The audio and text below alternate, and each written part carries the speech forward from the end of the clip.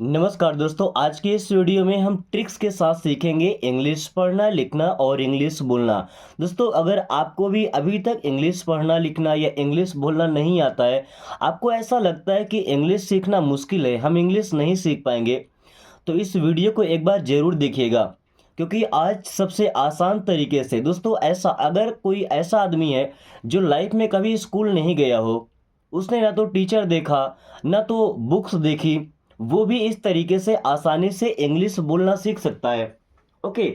अब कुछ बातें ऐसी होती है जो हमें किताबों में नहीं पढ़ाई जाती है, जो हमारे घर में जो भाषा बोली जाती है, हमारे ऑफिस में, वो हर चीज़ हम स्कूल से या कोचिंग से नहीं सीख सकते हैं। तो आज कुछ ऐसे सेंटेंस को हम सीखने वाले हैं जो हम सबसे ज़्यादा यूज करते हैं, बट हमें पता नहीं होता कि इनको इंग्लिश में क्या बोलते हैं। और अगर हम ये सीख पाते हैं तो काफ़ी बेहतरीन होगा हमारे लिए। ओके, तो चलिए शुरू करते हैं। Suppose this is a watch. देखिए, इसे क्या पढ़ते हैं? सपोज। सुपोज नहीं पढ़ना है कि सुपोज पढ़ें, क्या पढ़ेंगे? सपोज। सपोज करना मतलब होता है कि मान लो। सपोज मीन्स मान लो। दिस, दिस मीन्स होता है यह। इज मीन्स है। अ मीन्स एक। वॉच। देखिए, इस वर्ड में टी साइलेंट होता है, क्या पढ़ते हैं? वॉच। वॉच का मतलब होता है घड़ी। इसी वॉच का मतलब देखना भी होता है ना, बट ये ऑब्जेक्ट की जगह पर है। और ऑब्जेक्ट मतलब होता है कोई चीज, कोई वस्तु, तो फिर ये घड़ी हो गया। Suppose this is a watch means मान लो ये घड़ी है। Suppose this is a watch, मान लो ये एक घड़ी है। या ऐसा बोलते हैं कि मान लो ये घड़ी है। Suppose this is a watch. Okay. Suppose this is a pen. अभी तो एक्चुअल में पेन है ना, बट सपोज करना मतलब होता है मान लेना। अब जो लोग मैथ के स्टूडेंट है, जो लोग मैथ से पढ़ाई करते हैं, ओके, तो उनको ये बार बार सपोज करना पड़ता है। ओके। तो suppose this is a watch. Suppose this is a car. Suppose हमें एक ही वर्ड तैयार करना है, सपोज। इसको लेकर के हम कई सारे सेंटेंस बनाएंगे। ओके। तो सपोज मीन्स मान लो। दिस मीन्स यह। इज मीन्स है। A car. कार तो आप सबको पता होगा। ओके। तो suppose this is a car, मान लो ये कार है। Suppose this is a car, मान लो ये कार है। Okay. Suppose this is a book. Suppose, suppose means मान लो this is a book. Book मतलब होता है किताब या पुस्तक। Suppose this is a book means मान लो ये किताब है। Suppose this is a book, मान लो ये किताब है। ओके। एग्जाम्पल्स देने के लिए कोई चीज़ समझाना होता है हमको, तो बोलते हैं suppose this is a book, मान लो ये किताब है। Okay. Suppose this is a rose. देखिए, अब हमने 3 सेंटेंस सीख लिया, तो हमें पता चल गया कि सपोज दिस इज मीन्स मान लो कि ये है। अभी क्या है? रोज। रोज का मतलब होता है गुलाब, गुलाब का फूल। Okay. Suppose this is a rose means मान लो ये गुलाब है या ये गुलाब का फूल है। ओके। दोस्तों, मुझे लगता है कि सबका जो फेवरेट फ्लावर है ना, सबका पसंदीदा फूल होता है, वो रोज़ ही है, यानी कि गुलाब है। बट हमारे कंट्री इंडिया का जो नेशनल फ्लावर है, राष्ट्रीय पुष्प है, राष्ट्रीय फूल है, वो कौन सा है? आप एक बार कमेंट करके बताइएगा, ताकि इंडिया के बाहर से भी जो लोग इंग्लिश सीख रहे हैं ना, उनको भी पता चले कि इंडिया का नेशनल फ्लावर कौन सा होता है। ओके। और अपने अपने कंट्री का सबको बताना है, जो जिस कंट्री से देख रहे हैं, तो आपके कंट्री का फ्लोर क्या है बताना। Okay. So suppose this is a candle. Suppose मान लो दिस इज अ, ये एक है कैंडल। इसको कांडले नहीं पढ़ते, क्या पढ़ते हैं? कैंडल। कैंडल का मतलब होता है मोमबत्ती। Okay, so suppose this is a candle, मान लो ये मोमबत्ती है। Suppose this is a candle, मान लो ये मोमबत्ती है। दोस्तों आप में से कई लोग ऐसे होंगे जो पेन को मोमबत्ती बना करके जलाएंगे। जैसे ये पेन है, ओके, इसको हम नीचे से लगा देते हैं ज़मीन पर और ऊपर से आग लगाते हैं, ओके, माचिस के, तो फिर ये मोमबत्ती के जैसे जलता है। So suppose this is a candle, मान लो ये एक मोमबत्ती है। Suppose this is a house, suppose, suppose करो मीन्स मान लो, दिस इज ये है अ हाउस। हाउस का मतलब होता है दोस्तों मकान या घर बोल सकते हैं। Suppose this is a house, मान लो ये मकान है। Suppose this is a house, मान लो ये मकान है। ओके,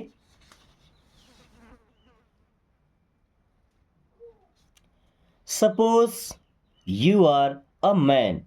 सपोज मिस मान लो यू आर आप हैं, यू आर आप हैं अ मैन। मैन का मतलब होता है आदमी, इसको मन नहीं पढ़ते हैं। ओके, क्या पढ़ते हैं? मैन। मैन मीन्स होता है आदमी। So suppose you are a man, मान लो आप आदमी हैं, या मान लीजिए आप आदमी हैं। Suppose you are a man, मान लीजिए आप आदमी हैं। ओके, तो अभी हमने सीखा सपोज का यूज करना। अब एक सेंटेंस में आपको हिंदी बोल रहा हूं, को इंग्लिश से बताना है। ओके, मान लो मैं इंग्लिश बोलता हूं। फिर से सुनिएगा, मान लो या मान लीजिए मैं इंग्लिश बोलता हूं। इस सेंटेंस को आपको ट्रांसलेट करना है इंग्लिश में और सपोज का यूज होगा। अगर आप कर पाते हैं तो फिर लाइफ लॉन्ग सपोज आपसे नहीं भूलेगा। Okay, then I will tell you after thinking. I means मैं, विल टेल, टेल का मतलब होता है बताना, और ये विल हमारा फ्यूचर टेंस में लगता है ना। जब विल आएगा तो समझ जाइएगा कि हमारा सेंटेंस बनेगा फ्यूचर में। सो आई विल टेल, मैं बताऊंगा। आई विल टेल, मैं बताऊंगा। यू मीन्स आप या आपको। सो आई विल टेल यू, मैं आपको बताऊंगा। आफ्टर, आफ्टर का मतलब के बाद। थिंकिंग, थिंक मतलब सोचना, तो आफ्टर थिंकिंग, सोचने के बाद। I will tell you after thinking, पूरा सेंटेंस कैसे बनेगा? मैं आपको सोचने के बाद बताऊंगा। बट शॉर्टकट में हम कैसा बोलते हैं? सोच कर बताऊंगा। देखिए कितना छोटा सेंटेंस है, सोच कर बताऊंगा। केवल इतने का अगर आप इंग्लिश ढूंढेंगे तो क्या आप ढूंढ पाएंगे? क्या आप सेंटेंस बना पाएंगे? जब तक ये ट्रिक्स आपके साथ नहीं होंगे। केवल 2 वर्ड है हिंदी में, इंग्लिश में कितना लंबा गया है। पूरा सेंटेंस क्या बना हमारा कि मैं आपको सोचने के बाद बताऊंगा, बट बोलते क्या है? सोच कर बताऊंगा। I will tell you after thinking. Okay, I will tell you after asking. I means मैं, विल टेल मिस बताऊंगा, यू आपको, आफ्टर, आफ्टर मिस के बाद, आस्किंग, आस्क मतलब होता है दोस्तों पूछना। I will tell you after thinking, अगर ट्रांसलेट करेंगे तो क्या बन के आएगा? मैं आपको पूछने के बाद बताऊंगा। I will tell you after asking, मैं आपको पूछने के बाद बताऊंगा। बट हमारा सेंटेंस क्या बनेगा? पूछ कर बताऊंगा। I will tell you after asking means पूछ कर बताऊंगा। पूछ कर मीन्स पूछने के बाद बताऊंगा। Okay, I will tell you after seeing. I will tell मैं बताऊंगा, यू आपको, आफ्टर, आफ्टर मीन्स के बाद, सीइंग, दोस्तों सी का मतलब होता है देखना, तो सीइंग देखने के बाद, आफ्टर सीइंग देखने के बाद या देख कर। I will tell you after seeing means देख कर बताऊंगा।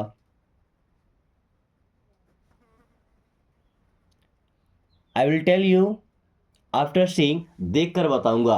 दोस्तों अगर आपको लगता है इंग्लिश सीखने का ये तरीका बेहतरीन है और सबसे आसान है, तो इस वीडियो को अपने दोस्तों के पास जरूर शेयर कीजिएगा। आपके कांटेक्ट में जितने भी लोग हैं सबके पास, ताकि जिनको लगता है इंग्लिश सीखना मुश्किल है, हम नहीं बोल पाएंगे, वो भी कम से कम एक बार ये तरीका देख करके ना अपने अंदर कॉन्फिडेंस जगा लें कि इंग्लिश सीखना इतना भी मुश्किल नहीं है जितना हमने मान के रखा है। आपने देखा कितना आसान है। और अगर लगातार आप 30 दिन प्रैक्टिस करते हैं तो 31वें दिन आप खुद से सेंटेंस बना पाएंगे और इंग्लिश से बात कर पाएंगे। ओके, बस ये छोटे छोटे ट्रिक्स आपको याद रखना है, याद करना नहीं, रटना नहीं है। प्रैक्टिस करेंगे, लगातार पढ़ते रहेंगे तो ऑटोमेटिक आपके दिमाग में सेट रहेंगे। Okay, then I will tell you after coming. I means मैं विल टेल बताऊंगा, यू आपको, आफ्टर कमिंग कम का मतलब आना, तो मैं आपको आने के बाद बताऊंगा। क्या? I will tell you after coming, मैं आपको आने के बाद बताऊंगा। या अब क्या बोलेंगे? आकर बताऊंगा। क्या बोलते हैं? आकर बताऊंगा या आके बताऊंगा, ऐसा बोलते हैं ना, आके बताऊंगा या आकर बताऊंगा। So I will tell you after coming. Okay, चलिए हम अभी तक दो ट्रिक सीख चुके हैं, एक था सपोज का, then I will tell you after coming. Okay, अब आपको बताना है कि इंग्लिश सीख कर बताऊंगा। कितना छोटा हमने बोला? इंग्लिश सीख कर बताऊंगा। ओके, अब आपको इसको ट्रांसलेट करना है इंग्लिश में। If possible call me, if means यदि, पॉसिबल, पॉसिबल का मतलब संभव होना, कॉल मी मीन्स मुझे कॉल कर लेना, मुझे कॉल करना। इफ पॉसिबल कॉल मी, अगर संभव हो तो मुझे कॉल करना। अब हम हिंदी में कैसे बोलेंगे? हो सके तो मुझे कॉल कर लेना। इफ पॉसिबल कॉल मी, क्या बोलेंगे? हो सके तो मुझे कॉल कर लेना।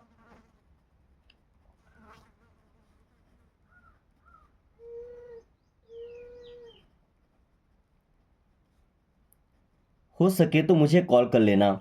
ए पॉसिबल कॉल मी। दोस्तों जो सेंटेंस हमने बताया, हो सके तो मुझे कॉल कर लेना, अगर आप इसकी इंग्लिश ढूंढने बैठेंगे, वर्ड मीनिंग निकालेंगे, तो लाइफ में आप सेंटेंस सेट नहीं कर पाएंगे। ओके, इसलिए अब आप वो इंग्लिश सीखिए जो हम बोलते हैं। Okay, a possible forget him.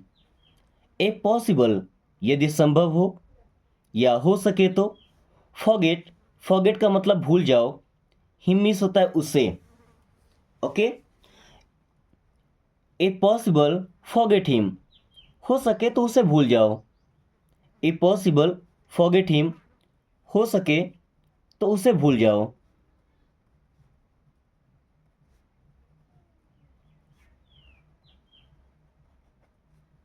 A possible forget him, हो सके तो उसे भूल जाओ। Okay, a possible forgive me. If possible यदि संभव हो या हो सके तो, फॉरगिव, फॉरगिव का मतलब माफ कर देना, मी मीन्स मुझे। A possible forgive me means हो सके तो मुझे माफ कर देना। कई बार ऐसा बोलते हैं ना, गलती हो जाती है तो हो सके तो मुझे माफ कर देना।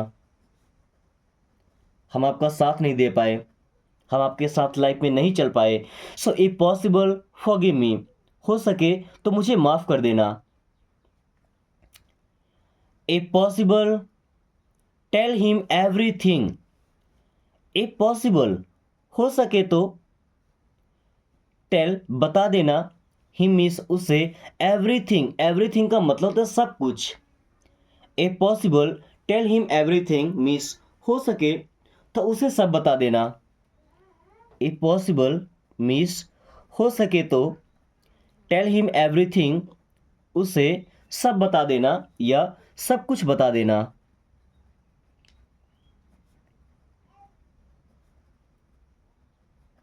ओके, तो अभी हमने सीखा इफ पॉसिबल, यदि हो सके तो, यदि संभव हो तो। अब आपको एक सेंटेंस ट्रांसलेट करना है। हो सके तो इंग्लिश बोलना सीख लो, हो सके तो इंग्लिश बोलना सीखो। ओके, अब अगला ट्रिक है, लाइक फादर लाइक सन। लाइक का मतलब पसंद करना होता है ना।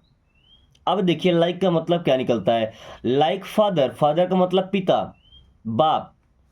लाइक सन, सन का मतलब होता है बेटा।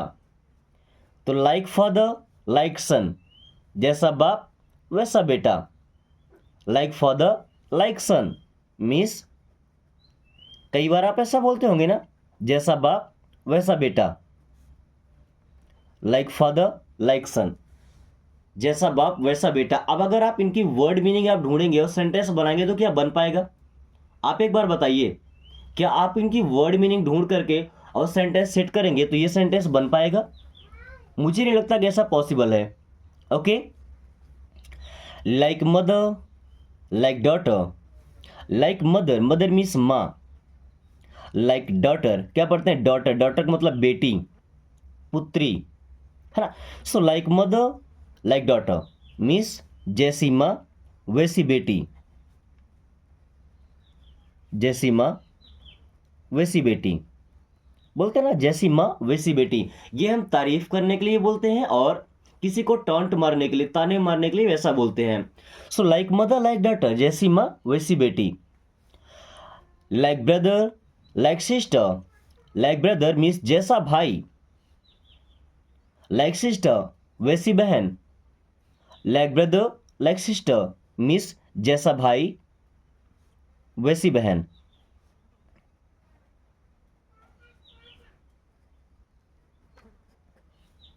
लाइक गुरु like disciple.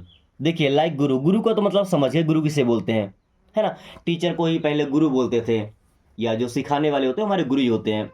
Like disciple, disciple का मतलब उनका जो शिष्य होता है, पीपल भी बोलते हैं ना। या शुद्ध अगर हमारे देहाती लैंग्वेज बोले तो चेला बोलते हैं। क्या आपने भी ऐसा वर्ड सुना है? लाइक गुरु लाइक डिसिपल मीन्स जैसा गुरु वैसा चेला। लाइक गुरु लाइक डिसिपल, जैसा गुरु वैसा चेला। क्या आपने ये सेंटेंस या ये चेला वर्ड कभी सुना है अपने लाइफ में? Then you would have to say sorry. अब देखिए हम यूज करना सीखेंगे would have to. Would have to का मतलब होता है करना पड़ेगा, कोई भी काम हो जो वर्ब लगा होगा वही करना पड़ेगा। वुड हैव टू मीन्स करना पड़ेगा। ओके, आपकी वहां पे मजबूरी हो जाएगी, लेकिन फ्यूचर में, क्योंकि यहाँ पे वुड लगा है। So you would have to say का मतलब कहना, sorry. You would have to say sorry means आपको सॉरी कहना पड़ेगा। You would have to say sorry, आपको सॉरी कहना पड़ेगा। Okay, I would have to come to you. I would have to come, मुझे आना पड़ेगा। I would have to come, मुझे आना पड़ेगा। टू यू मीन्स आपके पास। Okay, I would have to come to you, मुझे आपके पास आना पड़ेगा। I would have to come to you, मुझे आपके पास आना पड़ेगा। Okay, I would have to come to you, मुझे आपके पास आना पड़ेगा। You would have to live here, you means आप या आपको, वुड हैव टू करना पड़ेगा क्या? लिव, लिव का मतलब रहना। हियर, हियर का मतलब यहाँ। So you would have to live here, आपको यहाँ रहना पड़ेगा। You would have to live here, आपको यहाँ रहना पड़ेगा, आपकी मजबूरी है। देखिए वुड हैव टू लग गया मतलब कंपल्सन, मजबूरी, वो काम आपको फ्यूचर में करना ही पड़ेगा। Okay, let's say that he is alive. देखिए लेट्स का मतलब चलो, से का मतलब कहते हैं, दैट की। लेट्स से दैट, चलो कहते हैं कि, या ऐसा बोलते चलो मान लेते हैं। He is alive, he means वह, इज मीन्स है, अलाइव का मतलब होता है जिंदा। लेट्स से दैट, चलो मान लेते हैं कि ही इज अलाइव, वो जिंदा है। Let's say that he is alive, चलो मान लेते हैं वो जिंदा है। लेट्स से दैट, चलो मान लेते हैं कि वो जिंदा है। Let's say that he is alive, चलो मान लेते हैं कि वो जिंदा है। अभी लेट्स से दैट को मिला करके दो सेंटेंस आपके पास है जिनको आपको ट्रांसलेट करना है, और मुझे उम्मीद है कि आप इन्हें बेहतरीन तरीके से ट्रांसलेट कर पाएंगे। दोस्तों अगर ये क्लास पसंद आई है ना तो वीडियो को लाइक करके दोस्तों के पास शेयर जरूर कर दीजिएगा। और अगर आपने अभी तक चैनल को सब्सक्राइब नहीं किया तो सब्सक्राइब कर लीजिए, क्योंकि अब लगातार आपको ऐसे ही क्लास मिलने वाली है और इससे भी बेहतरीन, ताकि आप काफ़ी कम टाइम में वो इंग्लिश बोल सके जो सामने वाले को पता भी ना हो। So thanks for watching, take care.